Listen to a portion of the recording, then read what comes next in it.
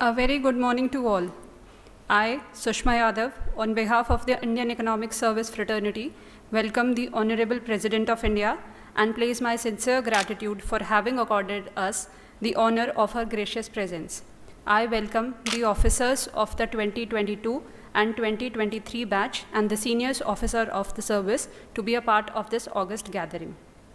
Now, I invite Ms. Anna Roy, Principal Economic Advisor and the senior-most officer of our service to deliver the welcome remarks.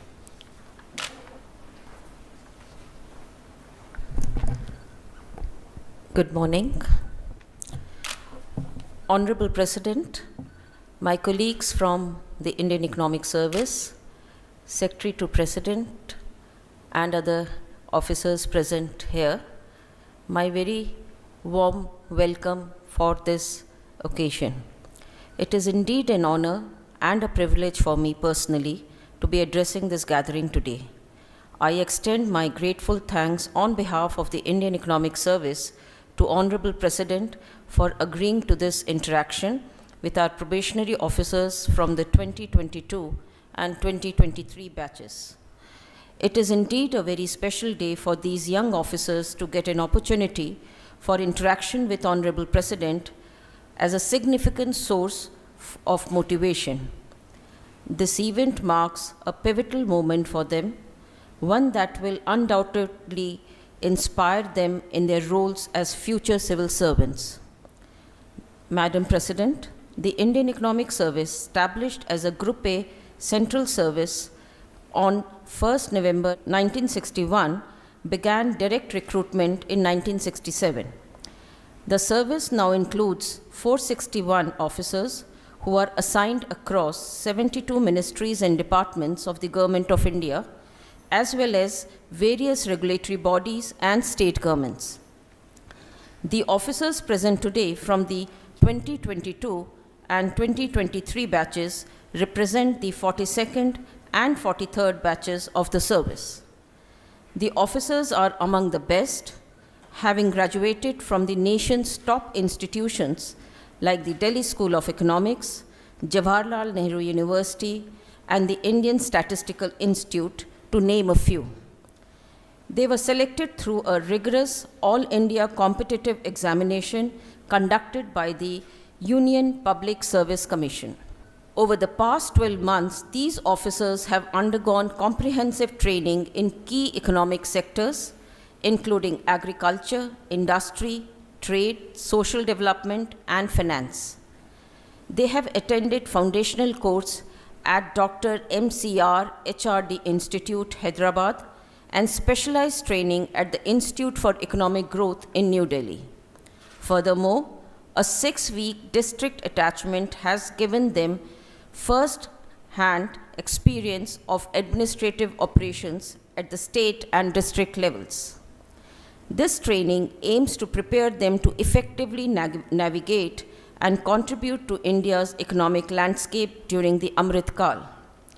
The Indian Economic Service stands as a cornerstone in the architecture of the Indian bureaucracy and the broader economic framework of our nation. Tasked with the crucial responsibility of formulating and implementing economic policies and strategies, IES officers play a pivotal role in steering India towards sustainable growth and development. As we navigate through complex economic challenges and opportunities, the fresh perspective, innovative ideas, and youthful vigor of these young officers are invaluable. They bring with them not only their academic excellence, but also a deep commitment to public service and a readiness to adapt to changing economic paradigms. I again thank you, Madam President, for your inspirational presence today. It not only motivates our probationary officers, but also reinforces the critical role of the Indian Economic Service in our country's economic governance and policy making. Jai Hind. May I now take the opportunity to invite Shri Unni Narayan Kurup, officer of the 2022 batch, for sharing his training experience. Very good morning to the Honorable President of India, dignitaries present, my senior and fellow colleagues in the Indian Economic Service. It is indeed a blessed opportunity and a matter of great privilege to be amidst this august gathering.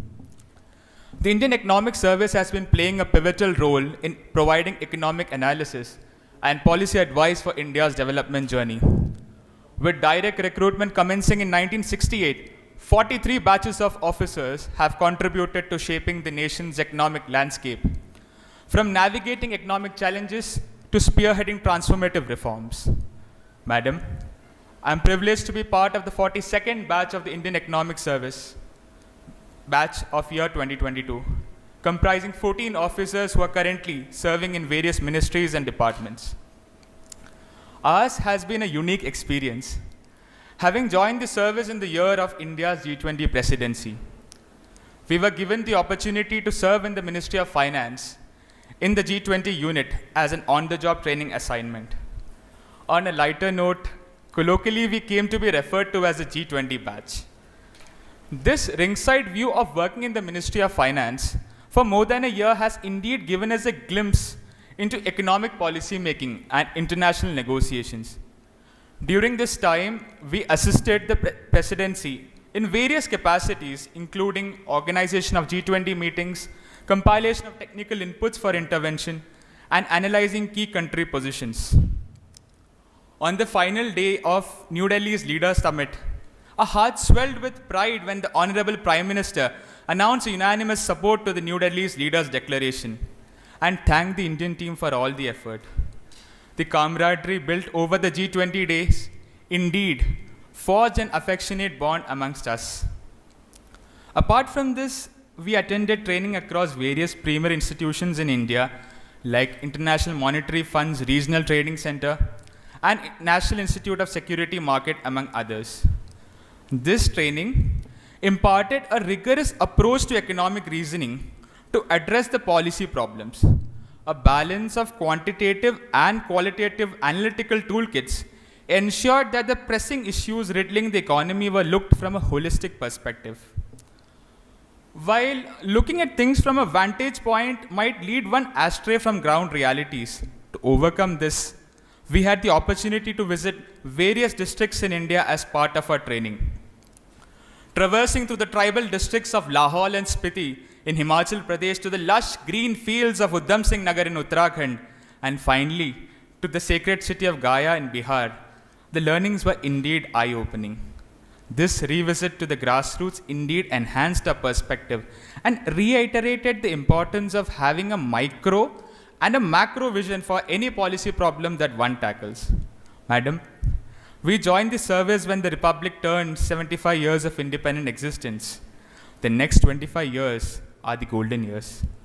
Today we are ready to embrace the coming years with fervent aspiration and poised to contribute our utmost towards the service of our nation. We will be unwavering in our integrity and boundless in our determination as we march towards a developed India, towards a Viksit Bharat. Thank you. Let me now call upon my fellow colleague, Ms. Muskan Jain from the batch of 23 to share her training experience.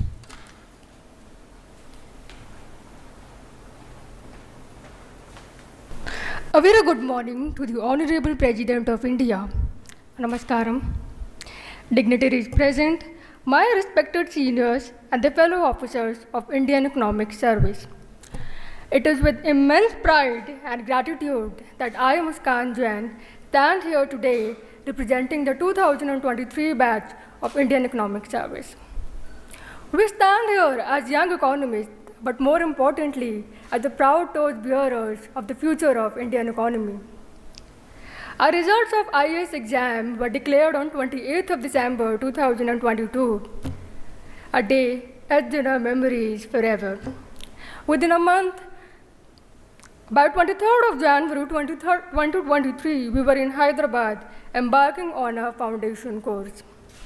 The whirlwind of emotions we felt, a mix of excitement and nervousness, was only eased by the impeccable management of the entire process by the cadre. I vividly remember the first day of our training.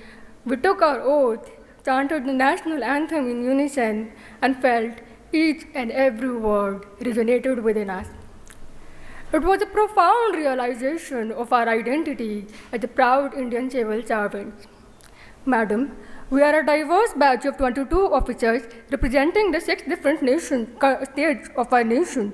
We include fresh postgraduates, lecturers and researchers from esteemed institutions, analysts from various firms, and bankers from the leading financial institutions. Our 11-month training was a transformative experience. From foundation course at Dr. MCRD HRD Institute in Hyderabad, where we honed our interpersonal and administrative skills, to treks in Nilgiris that taught us teamwork and village visits that exposed us to grassroots governance, our training was indeed multidisciplinary. Exposure to institutions like International Monetary Fund, Reserve Bank of India, Indian Institute of Foreign Trade deepened our understanding of economic sectors, while Institute of Economic Growth, NASTA, refined our analytical toolkit.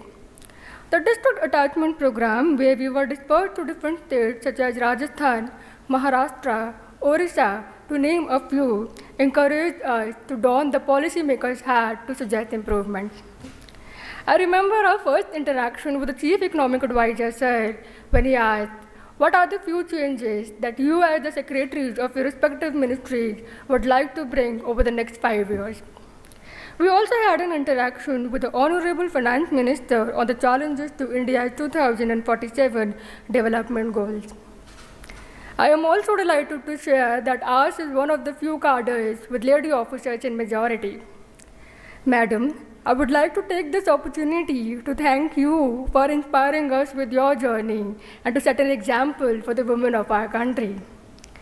We take immense pleasure in representing the Indian Economic Service and pledge today to uphold its esteemed glory. Thank you. Jai Hind.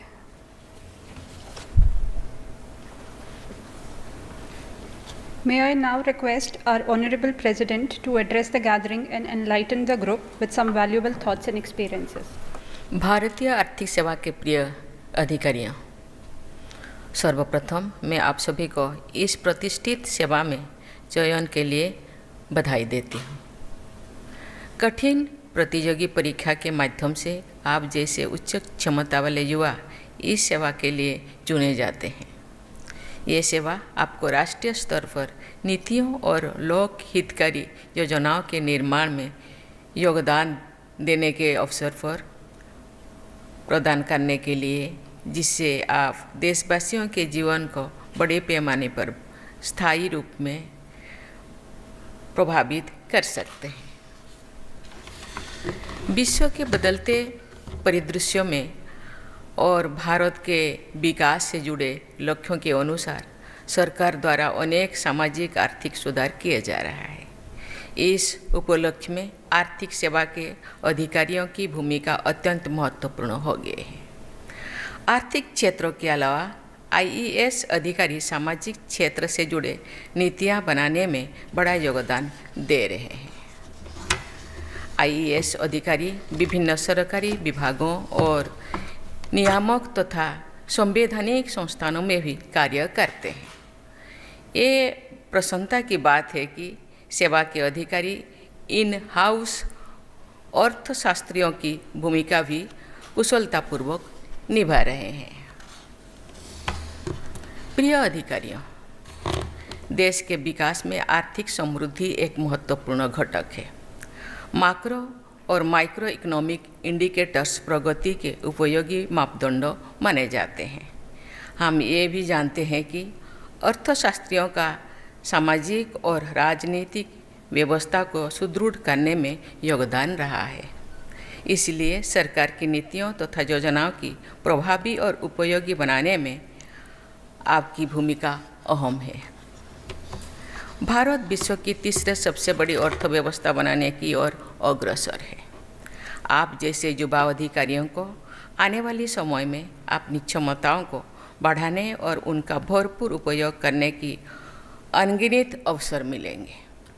मुझे विश्वास है कि आप इन अवसरों का उचित लाभ उठाकर देश के विकास में महत्वपूर्ण योगदान देंगे। आर्थिक सेवा अधिकारियों के रूप में आपसे अपेक्षा रहेगी कि आप आर्थिक विश्लेषण और विकास कार्यक्रम की रूपरेखा तैयार करने में के साथ साथ रिसोर्स डिस्ट्रीब्यूशन सिस्टम को मजबूत करने और योजनाओं का मूल्यांकन करने के लिए उपयुक्त सलाह देंगे। ये एक अत्यंत महत्वपूर्ण जिम्मेदारी भी है। आपके द्वारा सरकारी विभागों और संस्थाओं को दिए गए सुझावों के आधार पर नीतियाँ निर्धारित होंगी। ये नीतियाँ देश के नागरिकों के जीवन स्तर को बेहतर बनाएंगी और देश के विकास की गति को बढ़ावा देगी। वार्षिक आर्थिक सर्वेक्षण में भी आर्थिक सेवा के अधिकारियों का महत्वपूर्ण योगदान होता है। ये सर्वेक्षण न केवल देश की आर्थिक अवस्था की समीक्षा करता है, अपितु देश के आर्थिक विकास की दिशा तय करने में भी मदद करता है। आज के तेज़ी से बदलते युग में आप डेटा एनालिटिक्स का प्रयोग करके आर्थिक सर्वेक्षण के जरिए विश्लेषण को और भी बेहतर बना सकते हैं।